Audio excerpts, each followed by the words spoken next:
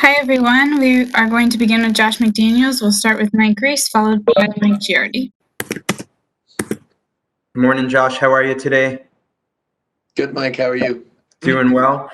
From the outside looking in, I think a lot of people thought the Patriots offense would look a little different this year with new quarterback, but maybe not as different as we saw on Sunday. What is your sort of takeaway to that? Is this a case where you sort of ripped down the playbook and built it back up again? I think really what it is it's more of a function of what we feel like is best to do against the specific opponent that we were playing.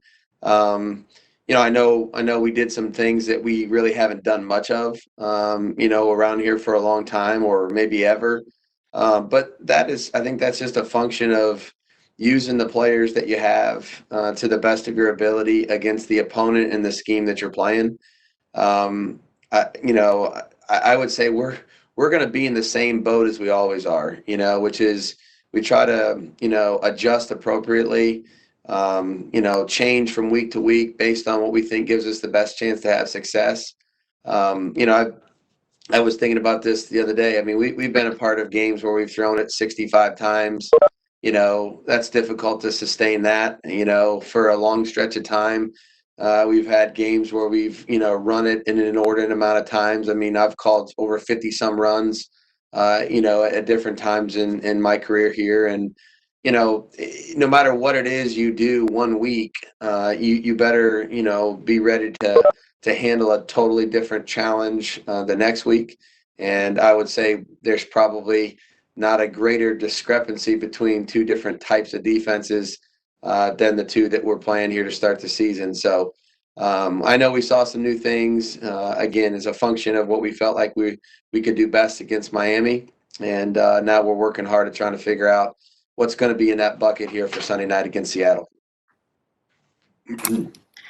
Next question, Mike Giardi, followed by Phil Perry. Morning, Josh. Good morning, Mike. What was your when you got the stat sheet after the game? You saw Cam had 15 rushes. What was your sort of initial reaction to that? And I guess sort of piggyback off that, I know you just mentioned the being able to change from week to week, but is that number of touches for the quarterback and the run game sustainable?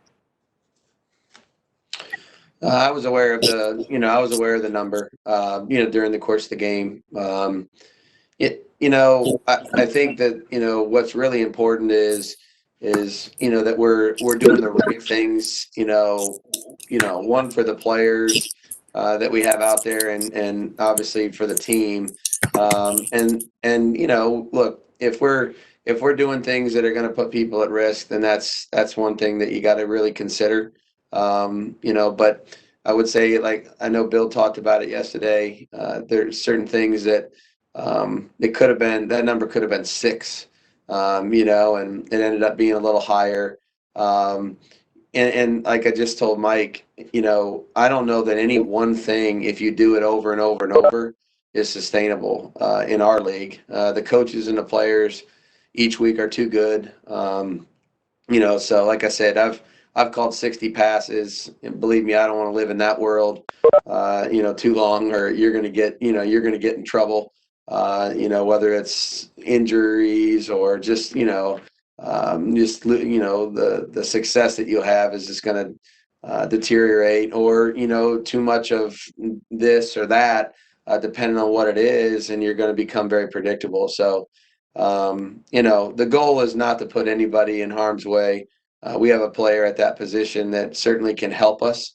But obviously we have to be smart about what we're doing, and make sure that, that we don't put him in a situation that could hurt our team or himself. Next question, Phil Perry, followed by Ben Volen. Hey, Josh, how's it going? Great. How are you doing? Good. I'm wondering how much fun it was for you as a play caller to call that kind of game, it being so different, and seemingly there being a lot of options, even though it's sort of early in the relationship for you guys with Cam, kind of a lot of options there. And I wanted to ask you too, Josh, because obviously when you're in Denver, You chose Tim Tebow. Is this sort of the kind of offense you envisioned, and maybe why is this something that you have gravitated towards?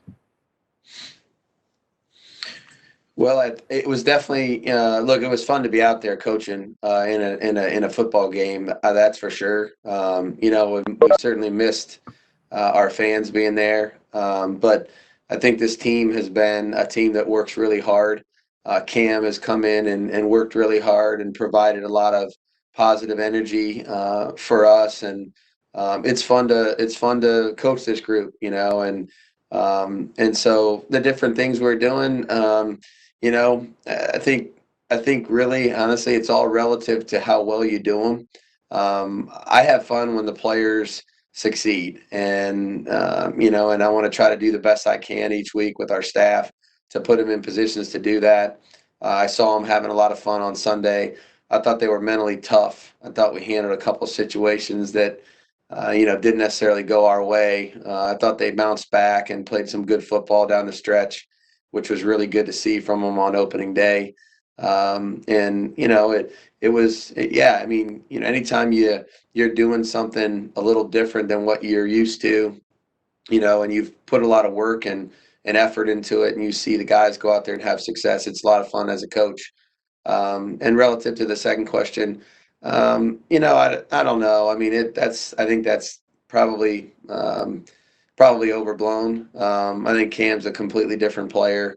The what I had in mind 10 years ago and all the rest of it, I'm not sure is really applicable to this right now. I'm enjoying coaching Cam, and he really he brings a lot to the game, and it's funny people talk about his athletic ability, but I could sit here and talk a lot about how intelligent he is, what he saw on the field during the course of each series, his communication from one series to the next, his accuracy in the passing game, his poise in the pocket, on certain plays, going through his progressions.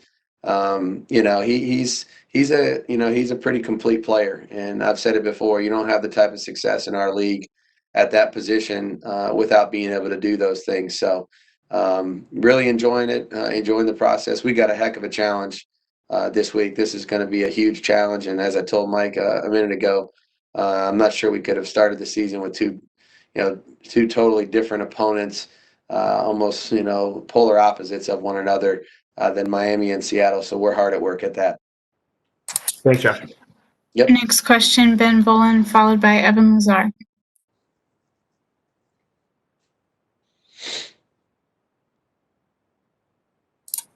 Ben, you're muted. 5-yard flag on me. Sorry about that. You guys might not have to bring those earplugs out to Seattle this Sunday. It might not be as loud as you're expecting. Just curious. That's not my real question, but do you feel fortunate that you don't have to deal with the crowd noise out there? And just in dealing with the Seahawks, usually a game, you've played them in 2012, 2014, 2016. Usually games from a long time ago don't apply too much to now, but with their defense kind of being similar, is trying to prepare for the Seahawks defense now the same as it was back in 2012? To answer your first question, if there could be people in every stadium, I think we'd all prefer that. It's a great challenge to go out there. One, because they're extremely well coached. They got really good players and a great scheme, and their program has been successful for a long time. And two, because that place is one of the most electric places on the planet Earth to play a football game. So it's a lot of fun. It's a big challenge when there's people there, and obviously this will be a little different. Each time we've prepared for them, it's different, Ben. I don't think it's the same. There's there's obvious carryover relative to some of the scheme that they use, but just like we have, they've evolved. They don't do the same exact things that they did, 4, 6, 2 years ago, 8 years ago, whatever it may be. Coach Carroll is obviously a very, he pushes the ball forward in a lot of areas, whether it's schematics, the way he uses players, how he challenges the offense. And if you looked at, games from last year and you said, oh, the blitz percentage is, this percentage, and then you look at the Atlanta game, 2 days ago, you would say, holy cow, this is a new defense. So, you got to prepare for everything against them. They do a tremendous job of going after the football. I know that's their philosophy. It's all about the ball, and there's no question we're going to have to do a great job of protecting it and taking care of it. They're going to challenge us with what they do in their scheme. Jamal Adams has added. He's a great player. You just every time you turn the film on, it obviously is a big challenge when you see him out there. Their front seven, Bobby Wagner, KJ Wright. We played against a lot of these guys. Bruce Irvin. Their front four is very good. They rotate some guys in there to keep them fresh, and they don't give up big plays, which has always been. Every time I watch this defense, it has always impressed me how much they take the ball away from the offense and don't give up big plays. Because if you're a defensive coach, I mean, what two things do you really want to do more than those? So, great challenge. The tremendous amount of respect for Coach Carroll and their staff. I love competing against them because I feel like this is, it's really one of the very best. If you want to measure yourself as one of the very best. I apologize to everyone who has their hand raised. We are going to have to just close on one more question here. We will close with Evan Lazar. Hey, Josh. I was watching a few of those short yardage plays that you guys ran the other day, and just watching how you had, I think, one play where Cam was with Jakob in the backfield with Jakob as the lead blocker and 9 guys on the line of scrimmage. And just the fact that you don't have to hand the ball off to the running back because Cam can be kind of the guy running it. Instead, just how does that help you guys, with the numbers game in the box and being able to get hat on the hat there, knowing that, you don't have to turn it around and hand it to somebody? Yeah, I mean, it's look, anytime the quarterback is a capable ball carrier, it kind of evens the playing field relative to some of the numbers, and there's been many teams that have used that to their advantage over the course of time, and we've certainly had to defend those teams, and we were able to use a few of those things on Sunday, but we've also had a quarterback here that was really good at sneaking the ball in those situations, and so it's not uncommon for us to have our quarterback involved in the running game in those types of scenarios. Look, I'll tell you right now, I'll do whatever I can do to get a first down in those situations. I know the distance is not very big, but the situation is usually enormous. And the momentum that you gain from converting one or not converting one, on the flip side of it, can be really important to the game. So, I thought our guys did a good job of executing the actual play up front and giving the runners a chance to, convert some of those. Sony made 2 great runs in short yardage on Sunday, and I thought he was really tough and physical, and we kind of kept the line of scrimmage clean so that he could kind of get himself started. And then Cam obviously made a couple runs there at the end as well. Thanks, Josh. We will have Cam record here in one moment. Thanks, guys. Have a great day.